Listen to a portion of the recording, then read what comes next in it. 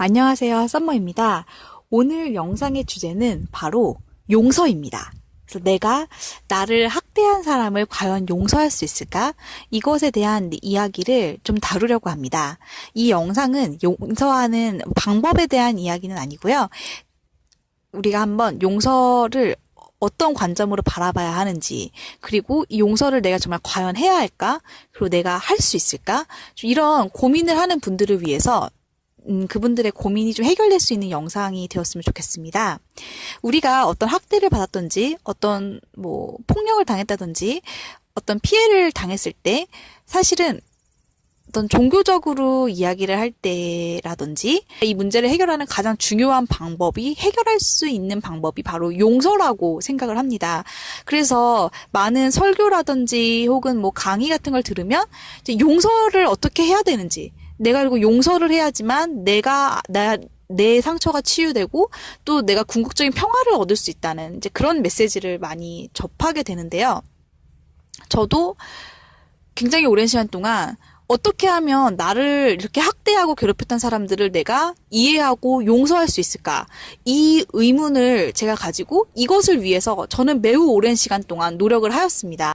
자, 그래서 저같이 이 용서를 내가 해야 된다는 이 고민에 쌓인 분들을 위해서 제가 좀 찾았던 해결책, 방법들을 좀 알려드리려고 합니다. 네, 그래서 제가 먼저 이 용서까지 가게 되는 단계를 먼저 설명을 해드리도록 하겠습니다. 자, 첫 번째 단계는 나를 학대하는 사람, 나에게 폭력을 가한 사람과 먼저 거리를 두는 것입니다. 이 사람과의 단절이 먼저 있어야 돼요. 그러니까 이 나를 학대한 사람이라든지 나의 가해자와 내가 계속해서 접촉을 하고 있거나 같이 살고 있다든지 이러한 관계에서는 안 되고 일단은 이 관계를 끊어야 됩니다. 이것이 첫 번째 단계입니다. 그래서 이 사람이 더 이상의 나에게 더 이상의 그런 폭력이라든지 언어폭력이라든지 정서적 학대를 더 이상은 하지 않는 상태. 그래서 내가 이 사람과 거리를 두는 이 상태가 일단은 첫 번째가 돼야 합니다.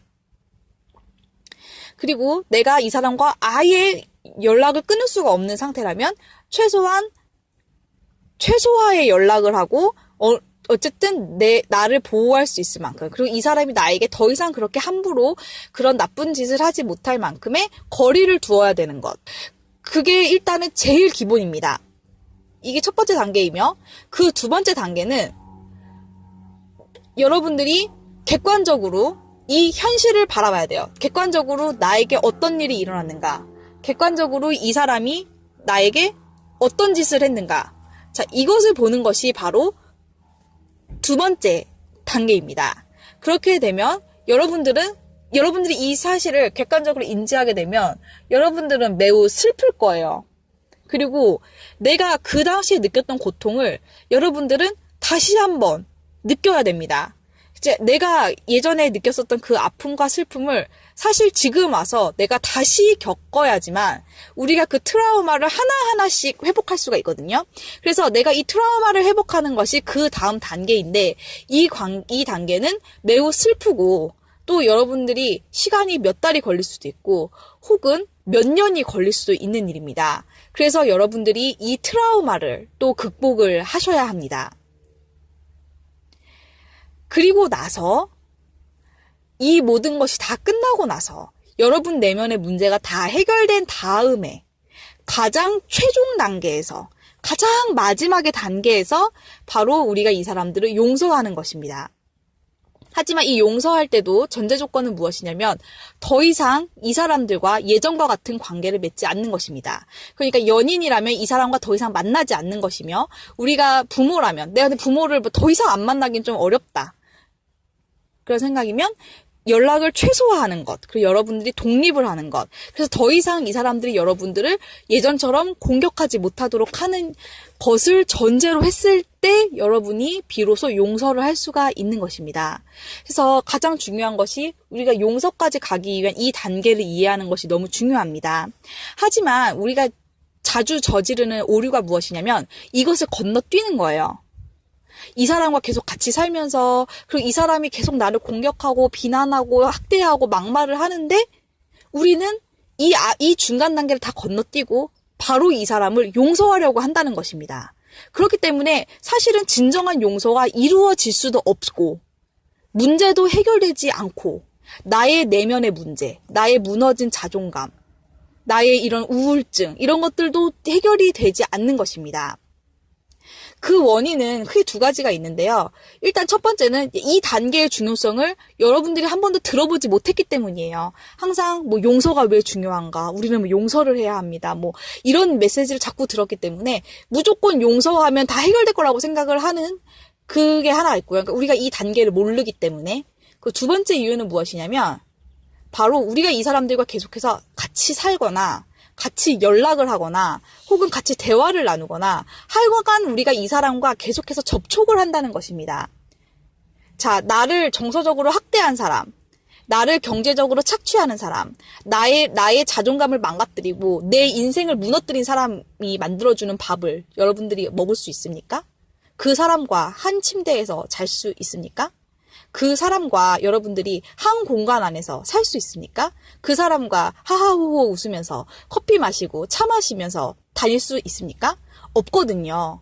그러니까 여러분들이 이 사람과 어쨌든 계속 살아야 되는 환경 속에 있기 때문에 여러분들이 이 사람이 이렇게 끔찍한 사람이라는 사실을 여러분이 인지해버린다면 더 이상 여러분은 그 사람들과 같이 살 수가 없어요. 자, 그렇기 때문에 여러분들이 이 삶을 살기 위해서 스스로를 계속해서 이렇게 최면을 건다고 해야겠죠. 이 사람이 뭐 이럴 수밖에 없었던 이유가 있었겠지. 뭐 나는 이 사람을 이해해. 어떻게든 이해하려고 하고, 어떻게든 용서해 주려고 하고, 어떻게든 포용해 주려고 하고, 어떻게든 품어주려고 합니다.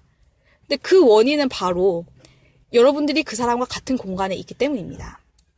여러분들이 여러분의 부모를 끔찍한 사람이라는 것을 인정할 수가 없어요. 왜냐면 그 부모는 나에게 모든 것을 공급해주는 사람이기 때문이죠. 아이에게 있어서 부모란 생명줄과 같은 존재예요. 이 생명줄이 나를 학대한 사람이고, 폭력자이고, 가해자이고, 내 영혼과 내 인생을 다 망쳐놓은 사람이라는 생각이 든다면, 여러분들이 어떻게 그 사람이 주는 집에서 살고, 어떻게 그 사람들이 제공해주는 학비를 받으며, 어떻게 그 사람들이 만들어주는 음식을 먹으며 살 수 있겠어요? 그러니까 여러분들은 그 사람을 끊임없이 이해하려고 하는 거예요. 그래야지만 여러분들이 그 사람과 함께 살 수 있으니까.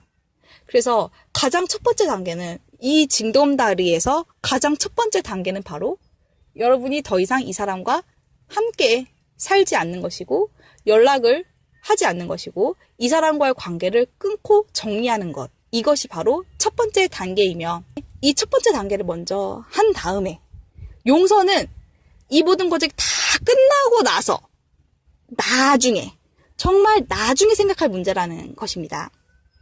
이 내용이 좀 내가 정말 용서를 해야 되는데 나는 정말 용서할 수가 없어. 나는 이 사람을 품어줄 수 없는 사람이야. 이러면서 자꾸만 자기 자신을 자꾸 돌아보면서 자기 자신을 자꾸 변하려고 하거든요. 문제가.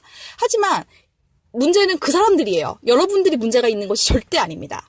자, 그렇기 때문에 이 순서를 이해하시고 우리가 용서에 대해서 다시 한번 다른 관점으로 생각해 보셨으면 합니다. 감사합니다.